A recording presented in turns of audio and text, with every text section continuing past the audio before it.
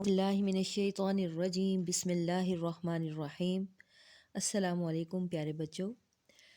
जी बच्चों, आज हम जिस सबक की दोहराई कर रहे हैं, पढ़ने जा रहे हैं, वो सबक है आपकी किताब तीसरी की किताब के सफ़ा नंबर 119 पर।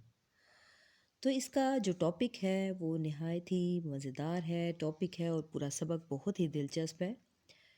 आए इसकी बुलंद ख़्वानी करें और इसको समझने की कोशिश करें कि इसमें हमें क्या बताया गया है।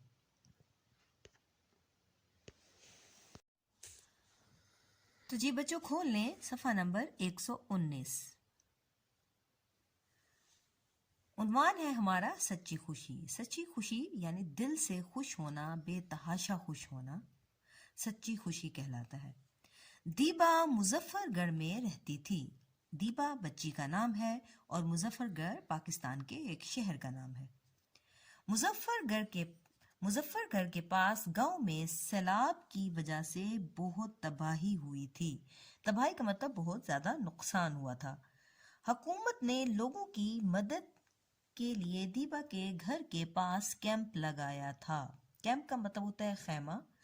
जी, एक तबाही क्या, किस चीज़ की तबाही हुई थी? सैलाब की तबाही। सैलाब क्या होते हैं? पानी का बहुत ज़्यादा बहाव या पानी जब आउट ऑफ कंट्रोल हो जाता है, जब उसके उतार चढ़ाव या तो यानी जब बढ़ जाती है तो वो पानी क्या कहते हैं, दरियाओं से नहरों से बाहर की तरफ आने लग जाता है और वो आबादी की तरफ आ जाता है, तो वो उसको फ्लड या सैलाब कहते हैं, पानी बहुत ज़्यादा आ जाना। तो क्या हुआ, मुजफ्फरगढ़ में के करीब गांव में सैलाब आ गया, यानी कि पानी का बहाव बेतहाशा हुआ कि बहुत से घर जो हैं वो डूब गए। और क्या हुकूमत ने कैंप लगाया वहां पे, इमदादी कैंप, जहाँ पे लोगों की मदद की जाती है, वहां पे कैंपिंग की हुई थी उन्होंने। वहां पे छोटे छोटे आरजी से घर बनाए हुए थे।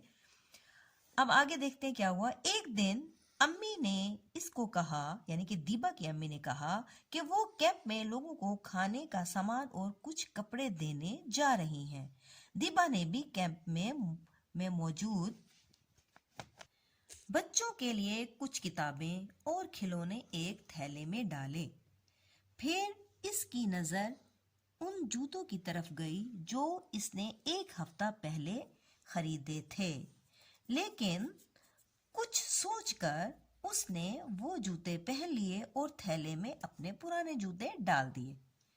जब दीबा कैंप में पहुंची तो उसे एक बच्ची नजर आई जिसके पाँव में जूते नहीं थे। उसका नाम सारा था। जब इसने दीपा के जूते देखे तो अपनी माँ से कहने लगी, अम्मी, याद है कि मेरे पास भी ऐसे ही जूते थे। यह देखकर दीपा को बहुत दुख हुआ, अफसोस हुआ या गम हुआ। दीपा के पास अपना घर था और बहुत सी नेमतें थी। नेमतें यानी अल्लाह की देन, अल्लाह का दिया हुआ सब कुछ, अल्लाह की इनायतें। लेकिन सारा के पास कुछ नहीं था। इसने अपने पाँव से जूते उतारकर सारा को दे दिए। उस दिन दीबा बहुत खुश थी। शायद ऐसी सच्ची खुशी उसे अपने नए जूते पहनकर भी ना मिलती। यानी कि दूसरों की मदद करने से सच्ची खुशी मिलती है। यानी दूसरों की मदद करके जो सच्ची खुशी मिलती है, यानी उसने अपने जो नए जूते उस बच्ची को दे दिए जिसका नाम सारा था, जिसके जो सैलाब की वजह से जिसका घर खत्म हो गया, तो वो अपनी अम्मी के साथ कैंप में थी, तो उसके पास कुछ भी नहीं था।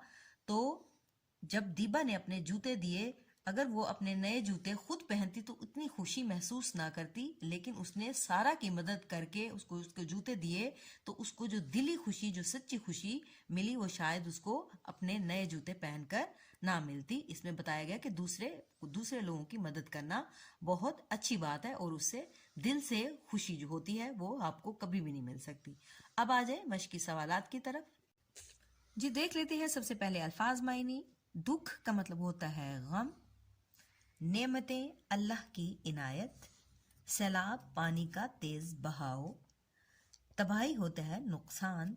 और खरीदना का मतलब होता है मोल लेना।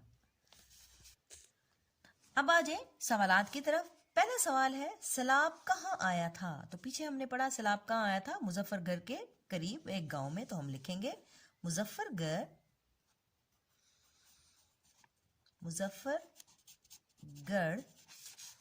के करीब गांव में गांव में सैलाब आया था। अब है जी सवाल नंबर 2। अम्मी सैलाब ज़दा लोगों की कैसे मदद कर रही थी? कैसे मदद कर रही थी वो? वो खाने का सामान और कपड़े लेकर मदद कर रही थी। वो खाने का सामान और कपड़े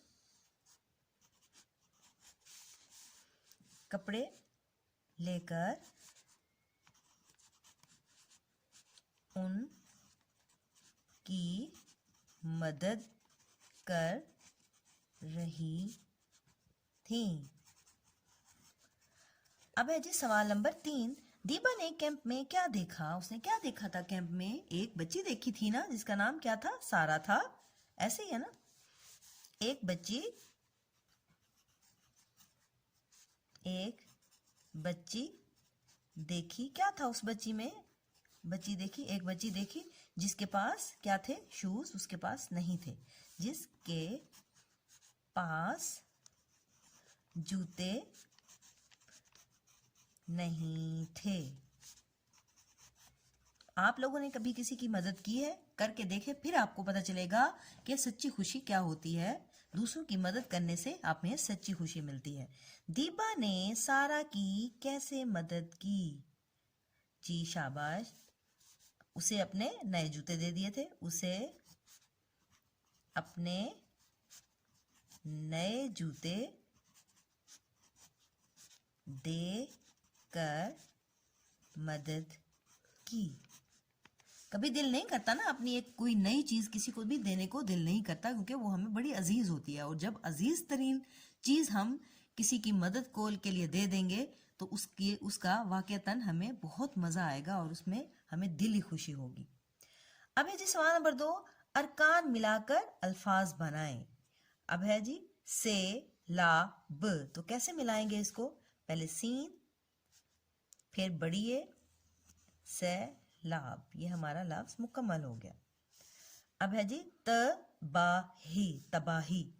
सैलाब का मतलब पानी का चढ़ाव, तेज बहाव। और तबाही का मतलब नुकसान। हम लिखेंगे तबाही।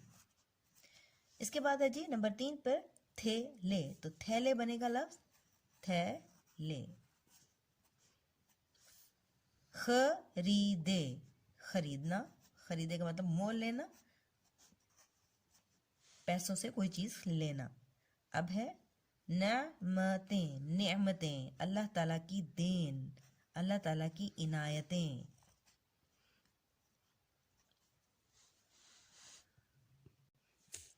इसके बाद फिर चंद सवाल आ गए हैं। दीबा कहाँ रहती थी? पीछे हमने पढ़ा दीबा मुजफ्फरगढ़ में रहती थी। दीबा मुजफ्फरगढ़ में रहती थी। मुजफ्फरगढ़ में रहती थी। दीबा की अम्मी कैंप में क्यों जा रही थी? जी किस लिए जा रही थी वो? जी वेरी गुड, लोगों की मदद करने जा रही थी। लोगों की मदद करने जा रही थी। दीबा ने थैले में क्या डाला? दीबा ने क्या डाला था? कुछ किताबें डाली थी उसने। किताबें, खिलौने, और क्या डाला था? हाँ वेरी गुड, उसने अपने पुराने जूते भी डाले थे। और पुराने जूते थैले में डाले। अब है जी सवाल नंबर 8। दीबा ने अपने जूते सारा को क्यों दिए? क्यों दिए? क्योंकि उसके पास जूते नहीं थे। क्योंकि सारा के पास जूते नहीं थे। सवालात हमारे मुकम्मल हो गए। अब आ जाए देखिए इसके बाद है जी जुमले बनाएं। पहला लफ्ज़ है जी हमारे पास गाँव। तो क्या है, गाँव, करीबी गाँव में सैलाब आया था, या मेरा गाँव बहुत खूबसूरत है, या मेरा गाँव बहुत साफ। मेरा गाँव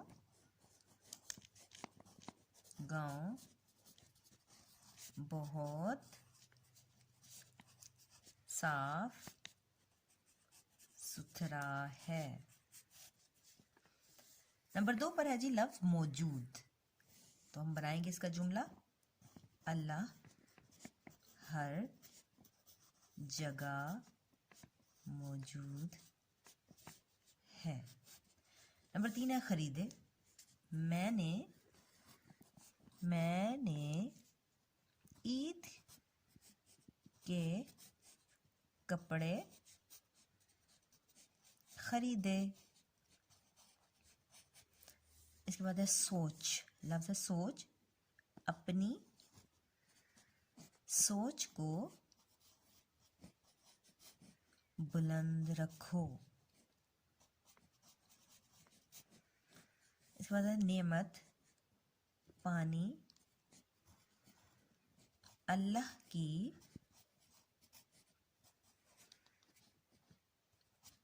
बेहतरीन नेमत है। तो जी बच्चों, ये हमारा सबक कंप्लीट हो गया। ओके बच्चों, अल्लाह हाफिज़।